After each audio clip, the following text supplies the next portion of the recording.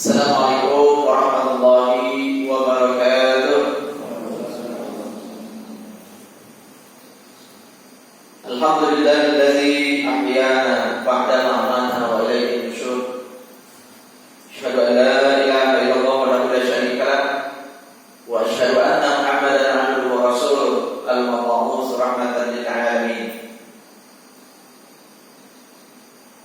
La ilaha illa anta subhanaka illa ma 'allamtana innaka antal alimul hakim. Puja puji kita persembahkan kepada Allah yang telah memberi kita berbagai macam nikmat, di antaranya nikmat sehat, nikmat sempat dan nikmat semangat, hingga pagi ini kita bisa menunaikan sholat subuh berjamaah.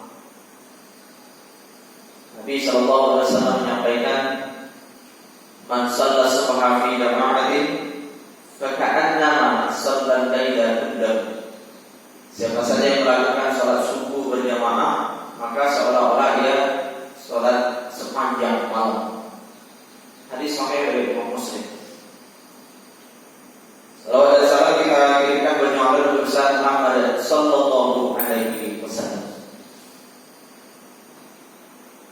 Jamaah rahimahullah, pagi ini insyaallah kita akan membahas tentang dampak maksiat dan kiat menjauhinya.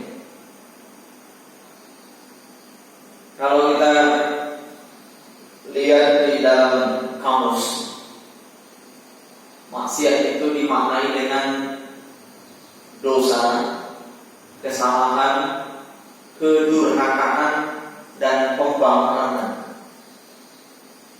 Maksiat itu lawan dari taat. Orang taat itu orang yang melakukan perintah, meninggalkan larangan. Nah, orang yang bermaksiat itu orang yang meninggalkan perintah dan melakukan larangan. Orang taat jelas dekat dengan Allah. Orang yang hobi maksiat ya dekat dengan iblis. Allah Subhanahu wa taala menyebutkan di dalam surat Toha ayat 121 122. A'udzubillahi minasyaitonir rajim. Bismillahirrahmanirrahim. Wa 'asa Adamu rabbahu faghawa thumma jatabahu rabbuhu fataba 'alaihi wa hada. Dan Adam pun mendurhakai Rabb-Nya, maka dia sesat. Kemudian Rabb-Nya memilihnya, maka dia menerima taubatnya. Jadi maksiat pertama yang dilakukan oleh manusia adalah maksiat yang dilakukan oleh Nabi Adam alaihissalam. Dan maksiat pertama yang dilakukan oleh makhluk adalah maksiat yang dilakukan oleh iblis. Sedangkan maksiat pertama yang dilakukan oleh anak cucu keturunan Adam adalah maksiat yang dilakukan oleh Qabil, putra kedua Nabi Adam alaihissalam. Nah, kita tahu maksiat yang dilakukan oleh Nabi Adam alaihissalam melanggar aturan Allah Subhanahu wa taala, yaitu mendekati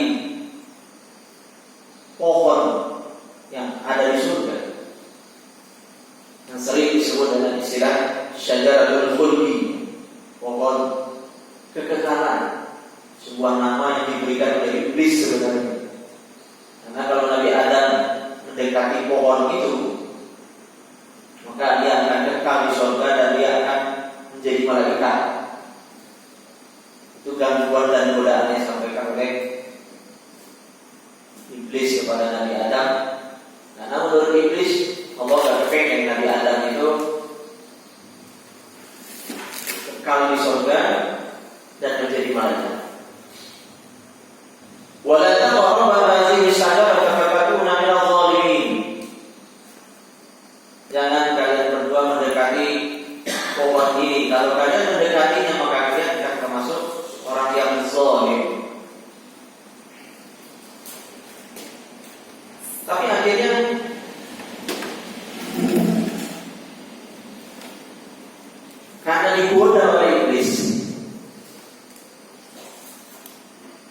Nabi Adam akhirnya mendekati pohon itu. Tetapi hebatnya Nabi Adam alaihissalam tentu atas berkat rahmat Allah Subhanahu wa taala, ketika dia melakukan kesalahan, ia segera menyadari kesalahannya. Lalu Nabi Adam menyampaikan taubatnya kepada Allah, Rabbana zalamna anfusana wa illam taghfir lana wa tarhamna lanakunanna minal khasirin. Nah, ini doa taubatnya Nabi Adam.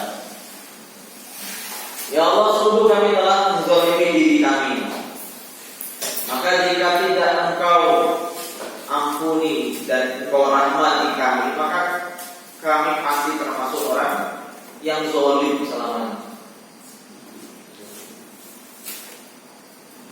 Nah, tempat kembali di akhirat ini nanti kan cuma ada dua saja, neraka dan surga.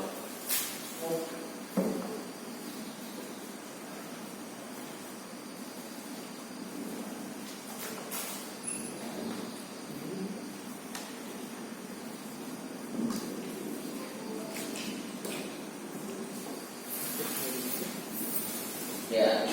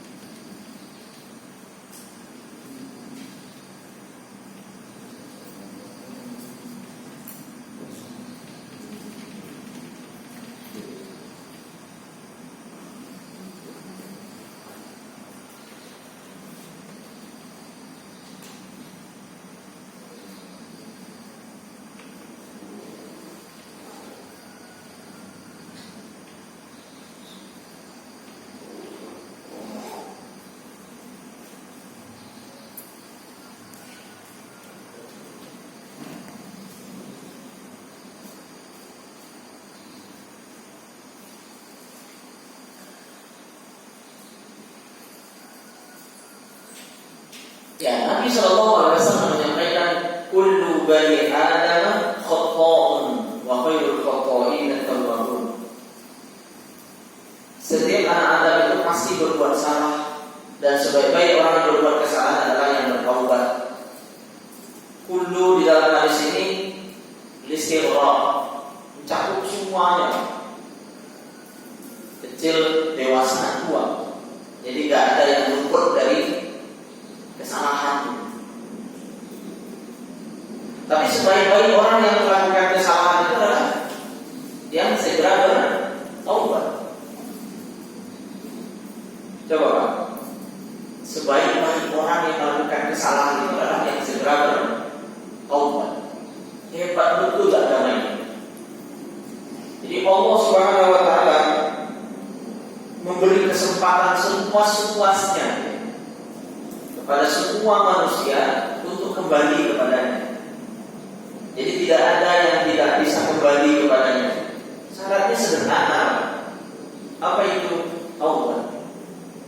Makanya taubat itu secara etimologi berarti kan kembali, Pak. Taubat itu kembali. Kembali ke mana? Kembali ke jalan Allah, kembali ke fitrah kita yang baik itu. Karena aslinya kita ini kan baik. Aslinya kita ini baik. Maka ketika orang melakukan kesalahan, dia dianggap melenceng dari fitrah penciptaannya. Kayak kata Ibnu Abbas, fitrah di dalam hadis kullu mauludin yulad pada fitrah itu artinya adalah beragama dengan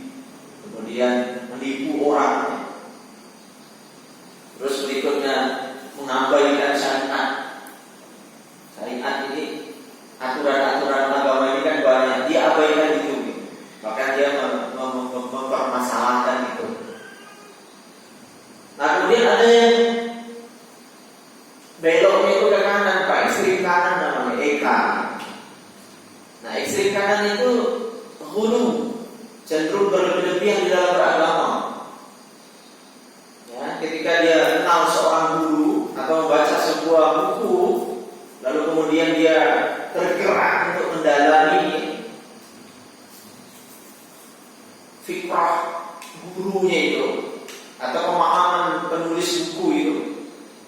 Nah, sehingga akhirnya dia berlebih-lebihan, Pak. Nah, dampak akhir dari berlebih-lebihan ini tabligh, ya, suka menyalah-nyalahkan orang, ya. Bid'ah, sesat. Nah, yang paling tinggi itu kafir, jadi mengkafir-kafirkan orang. Nah, orang-orang yang berada di kelompok ekstrim kanan ini cenderung, ya, menjadikan siratal mustaqim, ya, atau paling tidak,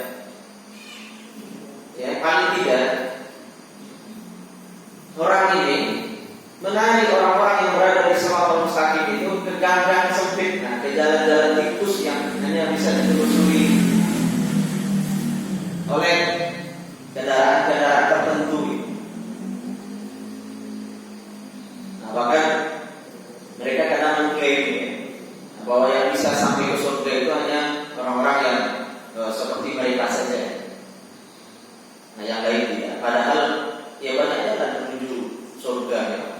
Banyak jalan menuju surga.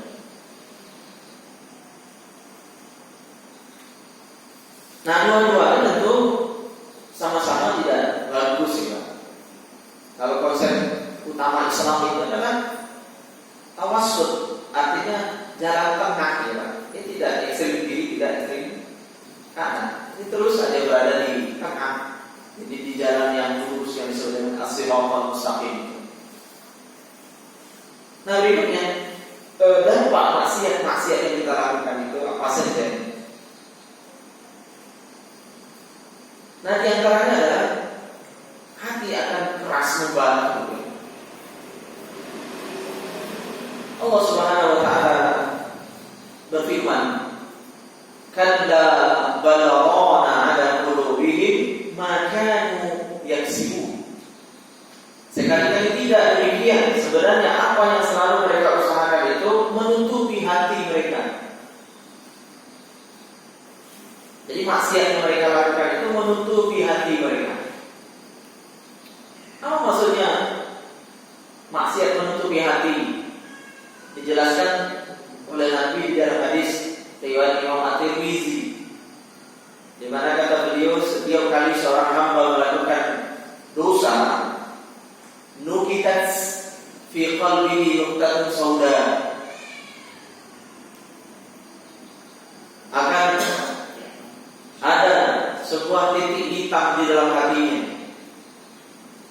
Apabila orang itu segera bertaubat, minta ampun dan meninggalkan maksiatnya itu, sukhilah qalbu. Nah, maka titik hitam tadi itu akan dibersihkan oleh Allah, akan kembali bening hati. Wa in ada, apabila dia kembali melakukan maksiatnya, bahkan dia menambah maksiat demi maksiat dalam kehidupannya, maka itulah yang dimaksud dengan haram, ya. Haram artinya tertutup, artinya jadi tertutup.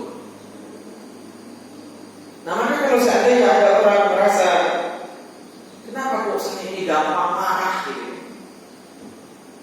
saya gampang sakit hati, saya gampang tersinggung, cepat sekali naik suaminya. Ini bisa jadi karena maksiat yang kita lakukan.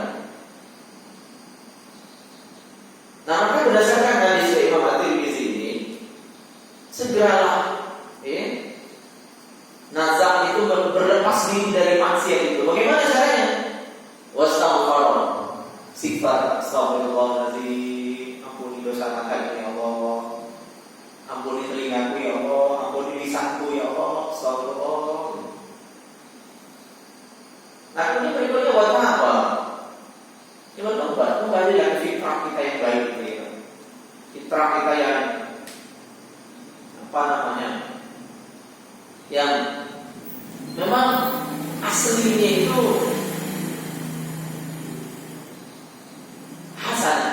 hasanah itu baik, khair, bir. Jadi tidak bercampur dengan yang buruk.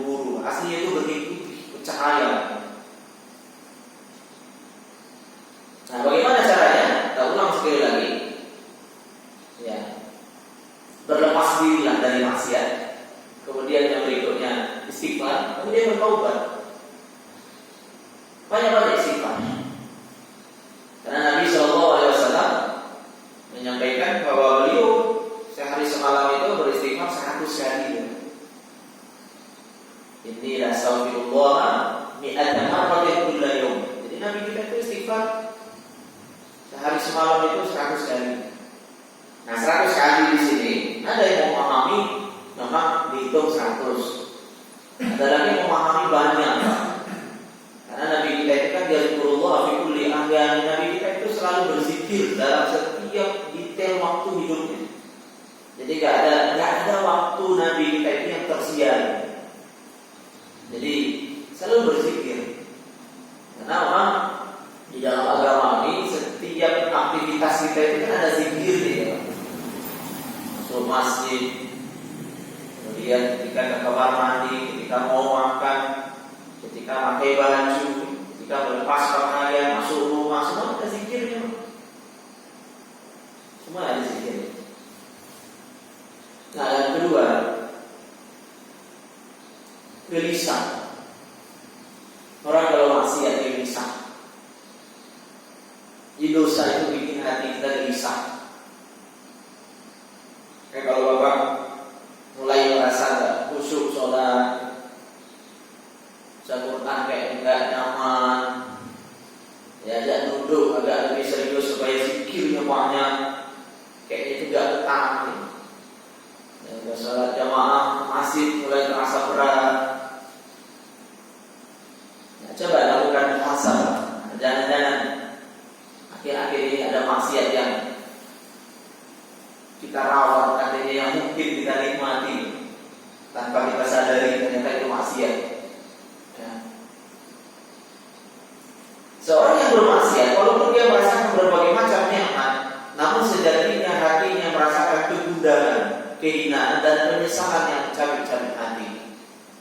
Ini kata Ibnu Qayyim al-Jauziyah. Dosa itu beban ya.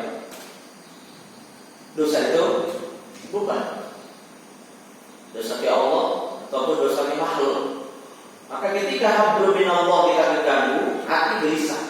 Ketika hablum minan nas kita terganggu, hati kita juga gelisah.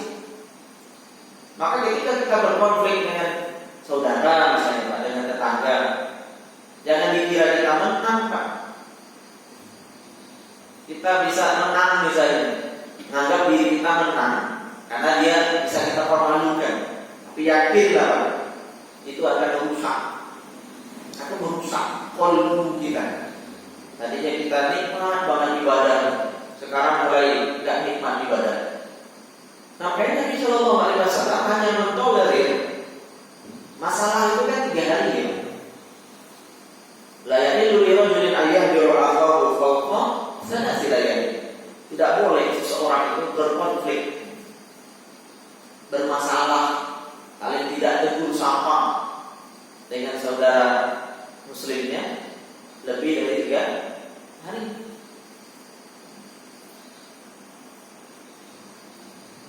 Jadi maksimal bermasalah dengan yang lain ya, dengan Allah ataupun dengan dengan sesama. Kalau fokus harusnya kan dengan sesama tidak.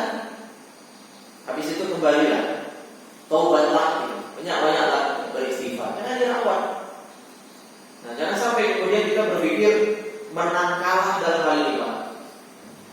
Oh, kita menang karena kita bisa mempermalukan dia. Menang secara semata, secara batin sebenarnya kita sama-sama kalah, Pak. Sama-sama kalah. Nah, kemudian yang yang berikutnya, yang ketiga ya, mendapat balasan langsung ya. Mendapat balasan langsung.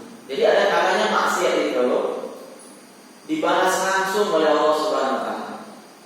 Salah seorang ulama menyatakan, aku pernah meledek seseorang yang telah tanggal sebagai giginya. Maka tidak lama setelah itu tanggal pula gigiku. Dan aku pernah melihat wanita yang tidak halal bagiku, maka istriku pun melihat seseorang yang tidak kuinginkan. Disebutkan juga di dalam asar terasa betul olehku maksiat yang kulakukan pada hewan tungganganku. Jadi ketika dia melakukan maksiat, Pak, hewan tunggangannya, unta atau kuda lah ketika itu ya, juga susah untuk dikendalikan.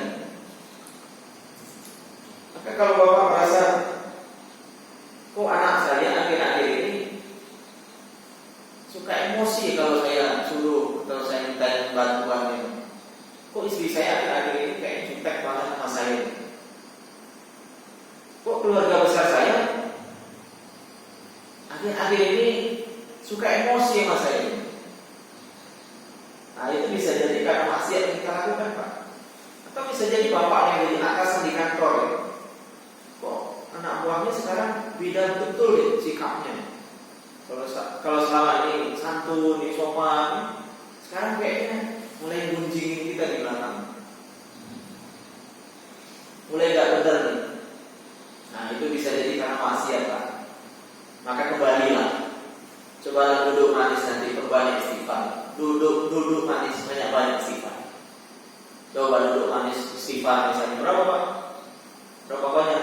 Ya mungkin 100, mungkin 200, mungkin 300 ya, Pak. Nikmati istighfar. Ya, kalau bisa ajak ya, Pak. 30 sampai 40 triliun sel itu. Lalu di belakang Bapak itu ada 40 triliun tuh. Ada 40 triliun sel yang juga mengucapkan astagfirullahaladzim, mulai dari ujung kepala ke ujung kaki tuh. Jadi semuanya kita ajak untuk beristighfar. Inilah kira-kira penjawatan dari makna khusyuk gitu ya, Pak. Jadi bukan hanya lisannya saja yang beristighfar, tapi semuanya diajak beristighfar. Oke, kita pernah menyampaikan ya, untuk menikmati sesuatu itu kita harus fokus. Harus fokus ya. Fokus dulu. Fokuslah zikir. Jangan mata, nikmati zikir. Sampai itu asal Bapak mentargetkan hari itu atau sekali dulu. Ya, mungkin Bapak mentarget 1000, 2000 dan seterusnya. Karena perintahnya kan berzikirlah kepada Allah, zikran katsira, dengan zikir yang sebanyak-banyak.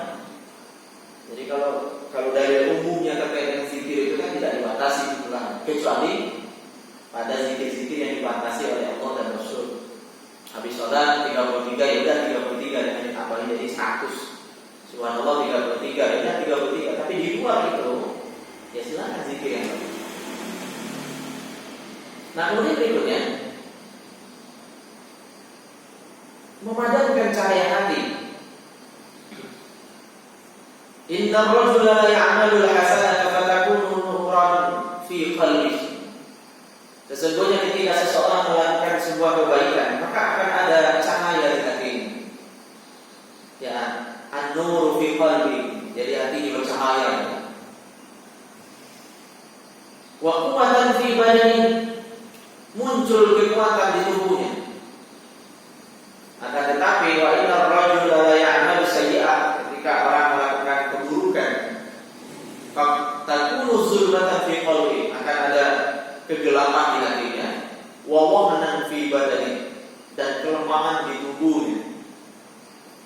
Berarti kesimpulannya amal soleh itu energi kan? Kalau kita kok gampang apa namanya, akhir-akhir ini gampang capek. Biasanya sudah mulai istiqomah tahajud, sudah mulai hajinya gak banyak, tapi kok sekarang capek lagi, pada ritme kerjanya berkurang gitu, bahkan WFH gitu, Pak. Sedangkan ketika kantor normal aja alhamdulillah banyak aktivitas baik jalan, sekarang kok beda. Nah, jangan-jangan Pak, jangan-jangan ada maksiat yang akhir-akhir ini saya itu Pak lakukan. Kok gampang capek, ketika tiba waktu sholat tadi senang dengar azan ini, tergerak hatinya untuk datang ke masjid. Nah sekarang Mbak beda, dengar suara azan tuh kayaknya bosan gitu. Dengar suara azan kayaknya mulai memunculkan rasa malas di hati. Jangan-jangan karena maksiat. Banyak-banyak istighfar. Nah, supaya Ya nur ya Pak. Nah kita juga sering sebut dengan bahasa hati nurani ya Pak. Hati nurani, hati yang bercahaya. Nah apa yang menjadikan hati ini bercahaya? Ya, apa yang menjadikan hati ini bercahaya? Ya amal saleh atau kebaikan yang kita lakukan. Tuh. Tadi kan sudah disampaikan juga di hadis sebelumnya, ketika kita melakukan dosa ada titik hitam. Ternyata sebaliknya Pak, ketika kita melakukan kebaikan, jadi ada cahaya. Nah, qalbu itu kan hulu dari diri ya Pak. Hilirnya itu kan akhlak. Aliran itu sebenarnya kan amal Pak. Nah maka kalau hulunya bersih, hilirnya juga bersih. Maka orang kalau seandainya hatinya bersih Pak, ya orang itu akan apa namanya? Senang senyum, senang memaafkan, kemudian peduli, kemudian berikutnya sensitivitasnya tinggi. Jadi ketika ada saudaranya yang kena musibah, dia tergerak untuk membantu. Dan akhlak-akhlak yang lain itu mulia. Dan ingat Pak, inna wa istu yutamima makarim al-akhlak. Aku diutus kata Nabi untuk menyempurnakan akhlak. Nabi ingin hilir hidup kita ini kan mulia. Karena untuk menilai seseorang itu baik atau buruk, memang dilihat hilirnya Pak. Ketika kita melihat dia senyum, ya, dia salam, dia sapa kita, pasti bapak-bapak senang. Ketimbang orang Pak, ya, sholatnya panjang sekali, tapi ketika ketemu kita nggak ada senyum, nggak ada salam, nggak ada sapa sama sekali. Spontan kita akan menilai, buat apa sholat lama kalau akhlaknya nggak mulia gitu. Tapi bukan berarti kita menyalahkan dia yang sholat, enggak. Yang ideal itu kan antara hulu, aliran dan hilir itu memang terkoneksi ya. Terkoneksi, qalbunya bersih, amalnya juga bagus, sungguh-sungguh, akhlaknya juga mulia.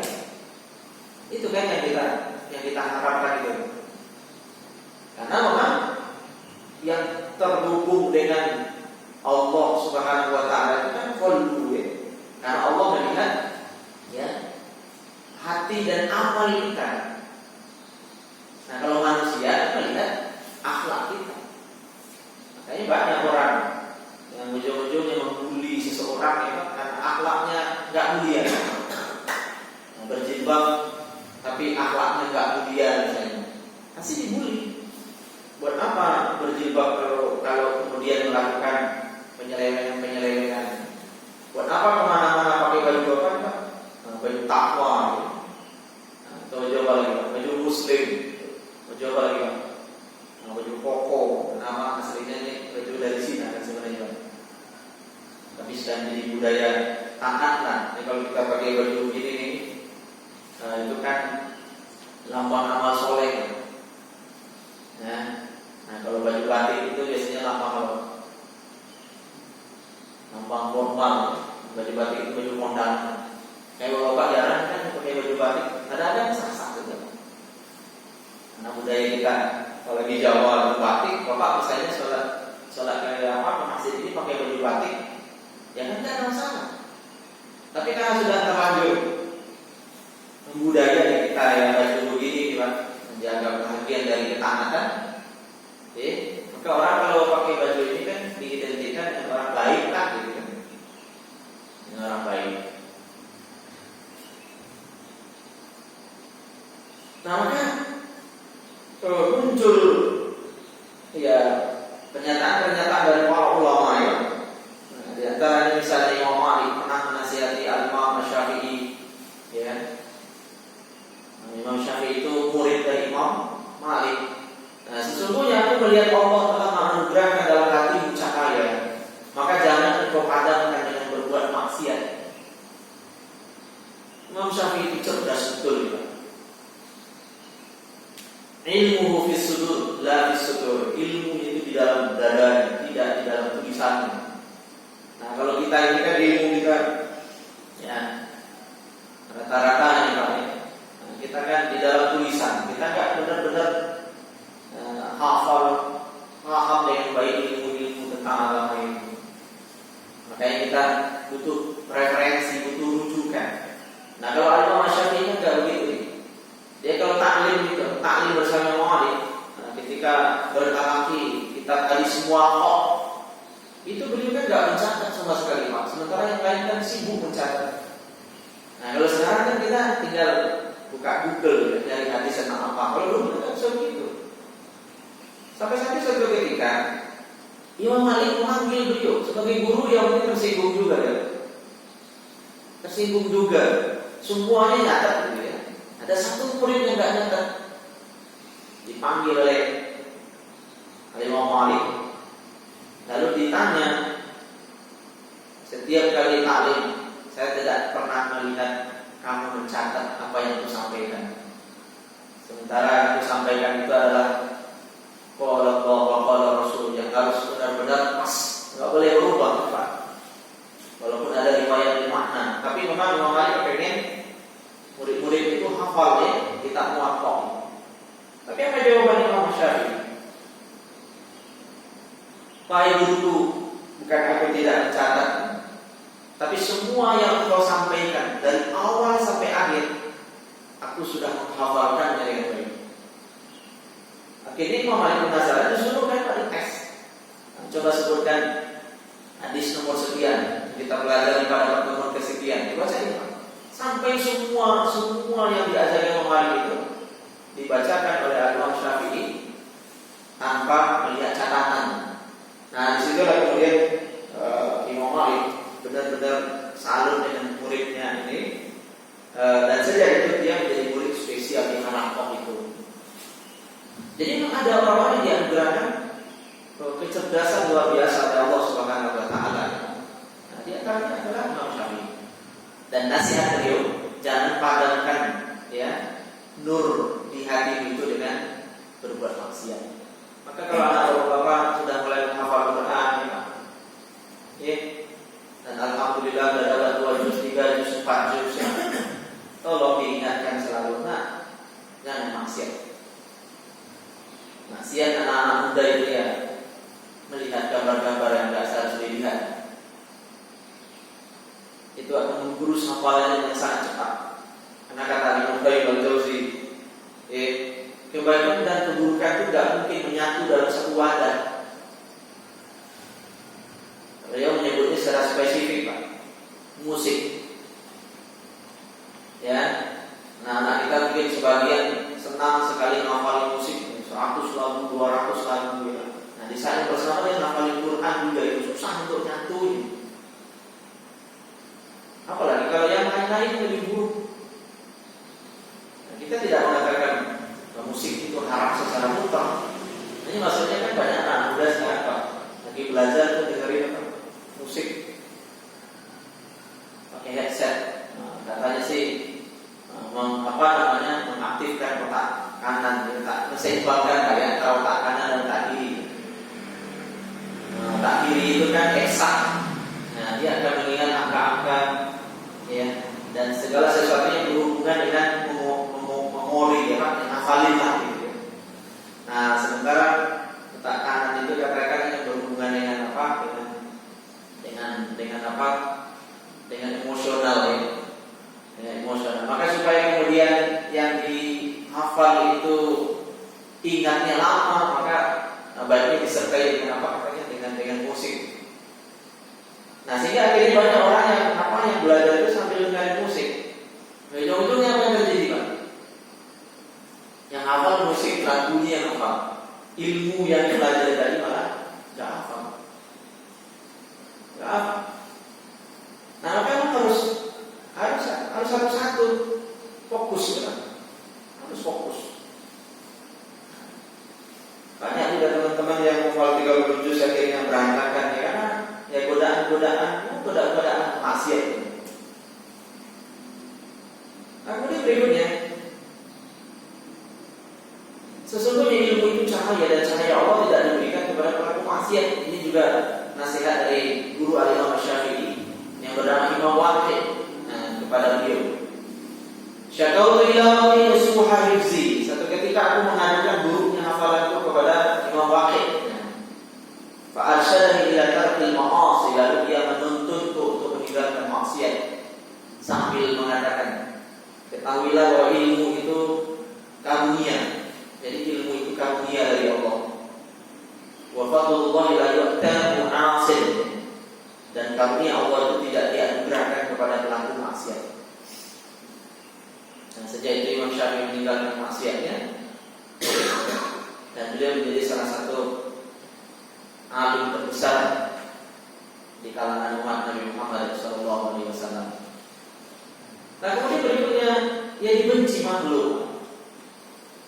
Karena ketika kita maksiat, Pak, itu ibarat kita memasukkan bangkai dalam diri kita. Di dalam surah Al-Hujurat disebutkan wala yaqtab ba'dukum ba'dha, janganlah kalian menggunjing, gitu ya. Jangan menggunjing. Ayuhibbu ahadukum ayyakula lahma akhihi. Apakah kalian suka memakan bangkai saudara kalian yang sudah mati? Pasti kita tidak suka, kan sekali benci. Maka ketika kita bergunjing itu kan ibarat memakan bangkai. Coba Pak, coba diafirmasi Pak. Menggunjing ibarat memakan bangkai. Nah, ketika kita memakan bangkai, apa yang pertama kali akan terjadi? Kan muncul aroma busuk Pak. Jadi diri kita akan busuk. Setelah itu apa lagi Pak yang terjadi? Bangkai tadi akan memunculkan penyakit dalam diri kita. Terus apa lagi Pak yang terjadi? Dia akan menginfeksi yang lainnya. Bahkan dia juga bisa menular ke yang lainnya. Nah, maka kalau orang yang bermaksiat dia mau. Nah, kalau kita bau, jelas yang sama juga yang bau-bau. Kenapa kok teman-teman yang tadinya nggak pernah dekat sekarang jadi dekat lagi? Karena frekuensi sekarang udah beda Pak. Sebelumnya frekuensinya nyambungnya sama orang baik-baik, sekarang nyambungnya sama orang yang kurang baik. Efek apa itu? Efek maksiat. Nah, ujung-ujungnya apa yang terjadi? Kita dibenci sama makhluk. Dibenci di situ maksudnya apa? Ya mungkin saja istri kita, Pak. Istri kita yang alhamdulillah udah mulai hijrah gitu ya, Pak. Dia berjilbab, dia duha, dia tahajud. Nah, sementara kitanya mungkin berbeda. Nah, ujung-ujungnya ya, istri kita jadi enggak respect sama kita. Teman-teman yang tadinya peduli betul sama kita enggak peduli. Nah, maka lakukan masalah. Nah, kalau orang udah ketemu, oh ini ternyata masih yang saya lakukan, banyak-banyak bertobat tentang maksiat itu ke Allah. Nah, kemudian berikutnya, dia ditenggelamkan. Ini juga ada sebuah riwayat saya temukan. Hadis ini diriwayatkan oleh Imam At-Tirmizi, ya Pak. Agar ada pada akhir umatku orang-orang yang ditenggelamkan ke dalam bumi, dirubah rambut wajahnya dan dilempari batu. Aisyah berkata, aku bertanya, ya Rasulullah, apakah kami akan dibinasakan sementara masih ada orang-orang soleh di tengah-tengah kami? Beliau menjawab, betul, ketika itu kemaksiatan telah merajalela. Ya Allah ma'alam. Hari ini kita mengenal likuifaksi, di mana-mana tanah retak, tanah bergeser, bahkan ada perkampungan yang dikosongkan warganya. Nggak ada gunung berapi di situ, nggak ada laut yang memunculkan tsunami di situ, tapi tanahnya bergerak. Ya bagi orang-orang yang ilmiah, ya, Anda belajar tentang alam misalnya, mengatakan bahwa itu hanya faktor alam saja. Tapi jangan lupa, ada yang disebut juga dengan ilahiyah. Jadi selain ilmiah, ilahiyah. Kita punya Tuhan yang ngatur alam ini. Lillahi ma fis samawati wa ma fil ardh. Jadi ketika kita melihat sebuah fenomena, jangan hanya sampai di sini lah. Kalau ilmu itu kan hanya sampai di sini, dia naik sih sampai di sini. Nah, kalau orang-orang jahil, orang-orang yang tidak berilmu yang sudah jahilnya, kan nggak mikir ya. Ya terjadi ya terjadilah. Tapi orang berilmu dia mikir sampai di sini lah. Tapi kalau orang beragama, selain mikir dia menghubungkan dengan Allah, naik lagi dia ke atas. Nah, di situ nanti dia akan mengatakan astagfirullahaladzim, ampuni kami ya Allah. Engkaulah yang mengatur mengatur siang dan malam, engkau yang mengendalikan alam ini. Dia bertobat, dia mohon sama Allah agar dijaga dari beragam keburukan. Nah, itulah bedanya sekedar punya pengetahuan dengan orang yang beragama dengan baik. Jadi antara ilmiah dan ilahiyah ini yang harus disinkronkan, ya Pak. Gak boleh juga kita orang yang beragama mengabaikan ilmu. Dikit-dikit ya, gak mau nyaris gak mau nyari solusi secara ilmiah gitu Pak. Langsung aja diserahin sama Allah. Kita harus memperbanyak doa. Padahal kita masalahnya gimana? Nah, bisa jadi kalau banjir ya, selokan yang udah gak bagus ya, nggak bisa di situ langsung ke ilahiyah saja. Nah, mari kita banyak-banyak berdoa supaya nggak banjir. Tahu-tahunya selokannya udah sampai nggak dikenali, ya salah juga kan Pak. Nah, kemudian menghalangi rezeki.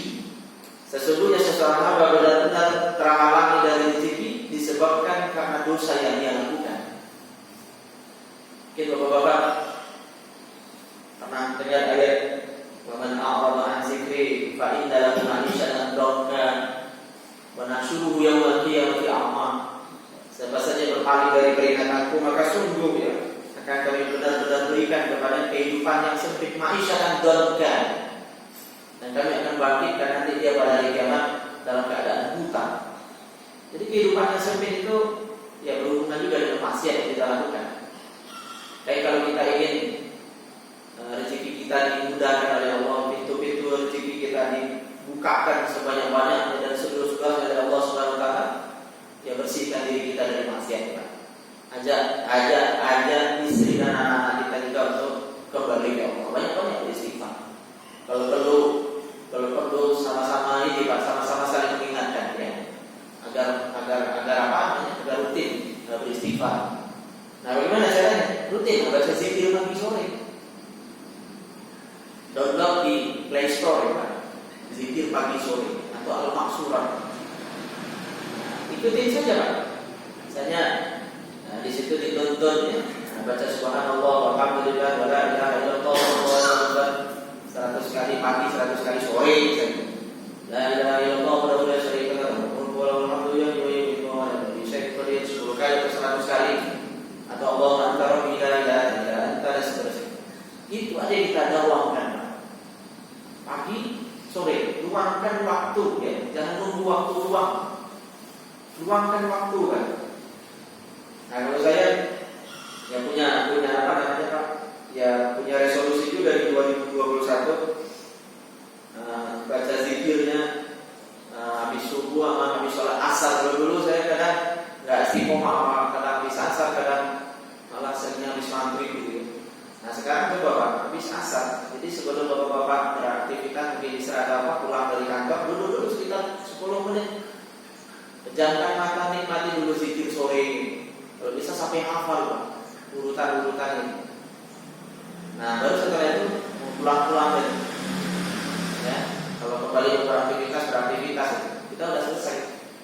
Karena wasabihu bukrah wa asila, bertasbihlah kepada Allah bukrah pagi, asila itu artinya sore. Nah, pagi itu habis subuh sampai sebelum zuhur, sore itu habis asar sampai maghrib. Poin terakhir pagi ini Pak, kita lihat ya agar kita terhindar dari maksiat. Ya, satu, canangkan perubahan ya Pak. Paksa diri ini untuk taat, karena Allah tidak akan mengubah nasib suatu kaum hingga mereka sendiri yang mengubah. Mulai aja dulu, kata tokoh Vidya gitu. Mulai dari yang kecil, mulai saat ini, mulai dari diri sendiri. Ada pesan Nabi kita coba Pak pernah dengar, ibda binafsik. Mulailah dari dirimu. Ini kalau di rumah Bapak ingin melakukan sebuah perubahan, mulai aja dulu Pak. Bapak ingin anak-anaknya istiqomah baca Quran, mulai aja dulu. Setiap habis subuh ya, supaya istri kita, anak kita lihat dan dengar kita baca Quran. Lama-lama nanti anak istri kita ngikut ya. Sambil kita terus dakwah bil lisan ya. Kita ajak, yuk. Pokoknya 2021 nggak boleh bahasa yang lain suruh baca Quran. Setiap habis subuh, nanti malam juga begitu. Habis maghrib Saya melihat dampaknya dahsyat Pak. Anak saya kan masih kecil-kecil, saya mencoba begitu. Pokoknya baca Quran dulu. Walaupun mungkin kita nggak langsung bisa banyak-banyak ya. Yang penting anak-anak istri kita lihat. Nah, alhamdulillah diikuti. Akhirnya jadi happy Pak. Pokoknya anak itu nggak mau melakukan aktivitas lain dulu, habis sholat subuh sama sholat maghrib sebelum dia pegang Quran juga. Nah, habit-habit lain menurut saya juga harus begitu ya Pak. Sedekah pagi misalnya. Terlihat kan bahwa kita mesti sedekah tiap pagi, namanya sedekah subuh gitu. Karena ini dapat doa malaikat. Allahumma ati munfiqan khalafan.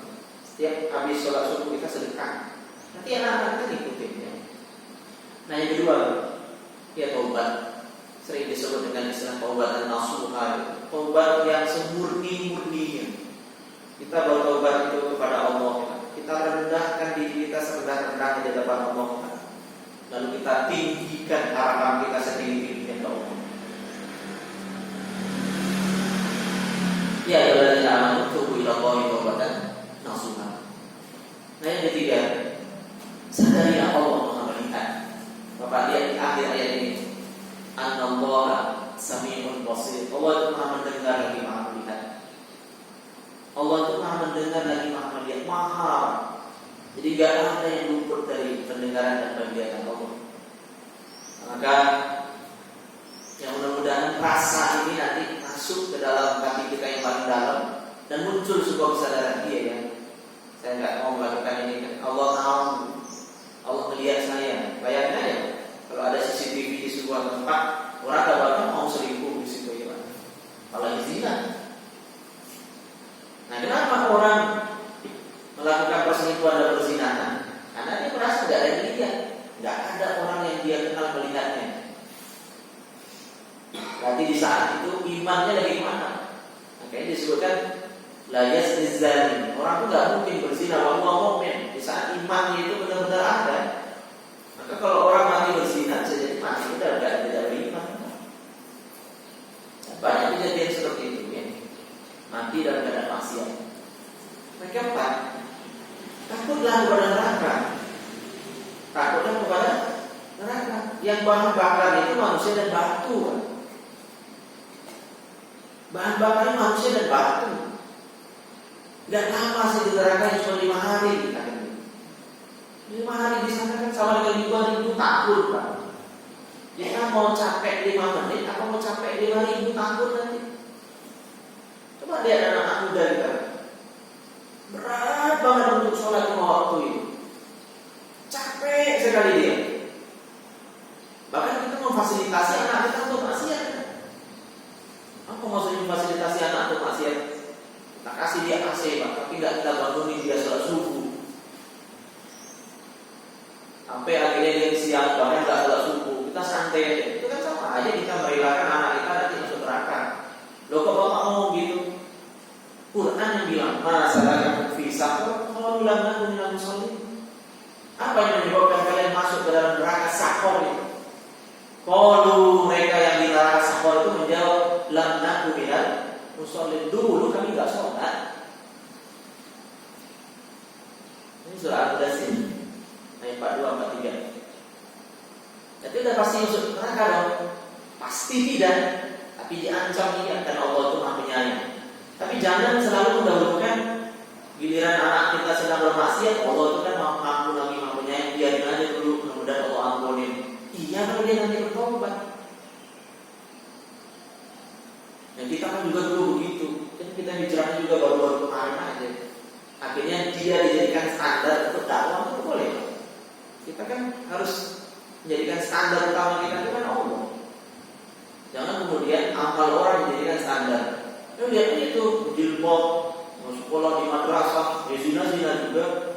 Yang mendingan kita nggak berjilbab, nggak zina. Jangan itu standarnya kan Allah Rasul. Imam Syafi'i bilang kalau udah Allah dan Rasul bilang ya udah sekiranya wafat. Nah walaupun nanti orang-orang yang paham Quran dan Sunnah itu ada yang bermaksiat, jangan ustadznya jadikan standar gitu. Ustadz bisa sama, Nabi bisa sama. Itu Nabi Adam. Nah, bersabarlah agar tidak terjerumus dalam maksiat. Jadi ketika ketika muncul godaan, mengadulah ke Allah. Ya, baca auzubillahi minasyaitonirrajim, auzubillahi minasyaitonirrajim, auzubillahi minasyaitonirrajim, sama tahan diri. Nah, yang terakhir, ya kita harus banyak-banyak berdoa ya. Kita ini lemah, kalau nggak dikuatkan oleh Allah kita nggak kuat Pak. Bapak-bapak bisa istiqomah datang ke masjid, duduk begini nih, itu bukan karena Bapak hebat Pak, tapi karena Allah merahmati Bapak. Itu bukan karena kita hebat Pak, tapi karena kita digerakkan oleh Allah ya, ditolong oleh Allah Subhanahu Wa Taala, sehingga kita akhirnya bisa tahan. Makanya yang harus kita perbanyak juga adalah haula wala quwwata illa billah. Disebut kanzun min kunuzil jannah. Jadi di antara perbendaharaan surga itu adalah lafaz itu. Karena orang yang masuk surga itu orang-orang yang benar zero Pak. Zero itu artinya diri itu benar-benar nol. Nol dari berharap, kemudian menganggap diri yang kuat. Pokoknya dia benar-benar Allah saja. Dia bisa begitu ya karena Allah. Nah, ketika kita mengucapkan tidak ada daya dan kekuatan kecuali dari Allah, berarti kita sudah zero. Tapi kalau kita masih merasa ya, kita bisa begini karena ilmu kita bisa begini karena dulu kita belajar dan seterusnya ya, karena kita punya duit, karena kita sehat. Bukan Pak, itu masih di luar ini. Nah, yang terhebat itu adalah itu semua karena berkat rahmat Allah Subhanahu Wa Taala. Makanya konstitusi kita itu konstitusi hebat, bahkan terhebat di dunia. Coba lihat nanti konstitusi yang ada di dunia ini. Ada nggak yang diawali dengan kata atas berkat rahmat Allah yang Maha Kuasa? Itu luar biasa. Jadi bangsa ini diingatkan bahwa kita merdeka itu bukan karena persenjataan kita canggih kan Pak, bukan karena persatuan kita kuat. Oke? Bukan juga karena kita ini hebat-hebat, kita kuat-kuat, enggak. Tapi karena apa? Karena berkat rahmat Allah yang Maha Kuasa. Bapak ingat perjuangan bangsa ini sudah sejak dulu ya. Ketika muncul perjuangan, ditangkap, dibunuh, muncul lagi perlawanan, ditangkap, dibunuh, terus seperti itu ya Pak. Lalu di tanggal 17 Agustus 1945 itu bangsa ini bisa memproklamirkan kemerdekaan berkat Allah. Jepang kalah sekutu. Dikatakan Jepang dikalahkan oleh sekutu ya. Akhirnya kita bisa proklamirkan kemerdekaan itu. Itu saja barangkali beberapa hal yang bisa saya sampaikan. Mudah-mudahan kita semua terus dan selalu ditolong oleh Allah Subhanahu Wa Taala sehingga kita menjadi penikmat taat ya Pak, dan benci untuk melakukan maksiat. Standar benci kemaksiat itu sebagaimana kita benci dicampakkan ke dalam api ya Pak. Nama yakhrawu turi'a finnar. Idealnya seperti itu Pak. Tapi kalau makrifat itu tidak dapat, apa yang lebih gampang? Sebagaimana kita jijik dan bencinya kepada kotoran kita sendiri juga. Coba Bapak ketika makan yang haram, bayangkan Bapak makan kotorannya sendiri. Ada nasi enak Pak. Jangan bayangkan hasil yang gak halal itu seperti makan kebuli. Tapi bayangkan ada tai di situ, Bapak makan. Itu juga yang dimasukkan ke dalam perut anak. Apa anak gak rusak? Apa istrinya gak rusak? Kalau seandainya makanan yang kita berikan ke dia itu adalah makanan yang kita terima. Bangkai kemudian kotoran ya. Maka carilah yang halal-halal saja sehingga dengan demikian juga menjadi bahan bakar kita dalam menjalani kehidupan. Fa'taitu bil awsat subhanallah wa bihamdika asyhadu an la ilaha illa anta astaghfiruka wa atubu ilaik. Oh iya, sebelum kita akhiri kalau ada yang mau bertanya ya Pak.